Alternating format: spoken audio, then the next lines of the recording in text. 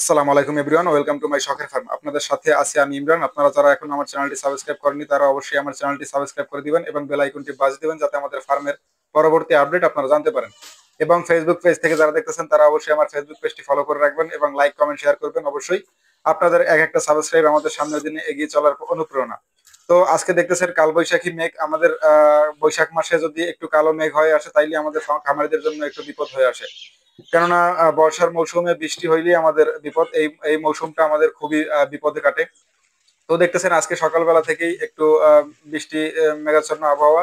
তো আমরা ছাগলের পর্দাগুলো ফালাই দিলাম, আর কুড়ি কুড়ি একটু ঝিমঝিম বৃষ্টিও পড়তেছে। তো কি আর করার, বৃষ্টির দিনে বৃষ্টি হবে, এটা অস্বাভাবিক না, কিছুই না।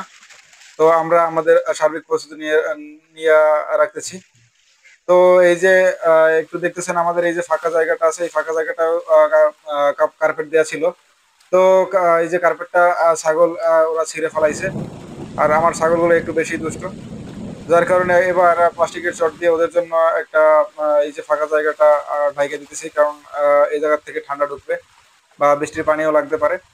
আর আপনারা জানেন ছাগলের শরীরে বৃষ্টির পানির জন্য খুবই ক্ষতিকর, কারণ বৃষ্টির পানি ওরা নিজেরাও ভয় পায়, ছাগল সাধারণত পানিই ভয় পায়। তো এরপরে আমরা এটা সম্পূর্ণ ঢাকলাম এবং ভালোভাবে বাইরে দিচ্ছি যাতে বাতাসে না ওড়ে। বাতাসে উঠলেই তো ওদের কাছে যাই পরে ছিঁড়ে ফেলাইবে। তো এরপরে আমাদের ছাগলগুলোর জন্য আমি ঘাস আনতে গেলাম, কারণ আমার সকালবেলা উঠে আমি কিছু ঘাস কেটে রাখছিলাম, ওই ঘাসগুলো দিয়ে দিলাম। তো গাছগুলো দেওয়ার পরে পরবর্তী সময় আমি আবার আমার কাজ, অন্য কাজ চলে যাই। এরপরে আবার দুপুরবেলা আমাদের ছাগলগুলোর জন্য কিছু আগাছা লতা পাতা নিয়ে আসি এবং আগাছা লতা পাতা গুলো ছাগলকে দেই। আর আপনারা জানেন, ভালো করে জানেন, আমার ছাগলগুলো আগাছা লতা পাতা বেশি খায়। এরপরে আমাদের সুন্দরীকে এ জায়গা থেকে নিয়ে গেলাম, কারণ আগাছা লতা পাতার মধ্যে বিষ জাতীয় পোকা থাকে। আর আমার একটা ছাগলের বিষ জাতীয় পোকা মাকড়ের কারণে হয়তোবা আমার একটা ছাগলের বাচ্চা পড়ে গেছে, এটা মানুষের ধারণা। তো যার কারণে আমি আগাছা লতা পাতা সুন্দরীকে খাওয়াই না। সুন্দরীকে নেপিয়ার ঘাস এবং জার্মান ঘাসে খাওয়াই। আর এর এর ফাঁকে সুন্দরীকে কিছু ভুসি এনে দিলাম। ভুসির পাশাপাশি দেখেন কালু মিয়াও কিন্তু এবং অন্যান্য বাচ্চা দুইটাও ওদের সাথে ভুসি খায়।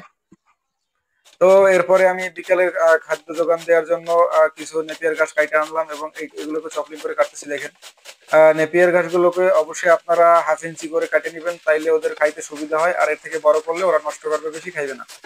তো আপনারা সাবধানে কাটবেন। এবং দেখতেছেন আমি যতটা দ্রুত কাটতেছি, এত দ্রুত আপনারা হয়তো প্রথম প্রথম পারবেন না জাতা মেশিন দিয়ে। আর আপনাদের কাছে জাতা না থাকলে আপনারা অনলাইন থেকে জাতা আনিয়ে নিতে পারেন, অনলাইন অ্যাভেলেবেল জাতা পাওয়া যায়। তো সবাই ভালো থাকবেন এবং আমার ফার্মের জন্য দোয়া করবেন। আর বর্ষার মৌসুমে সবাই ছাগলকে যত্নে রাখবেন। আল্লাহ হাফেজ।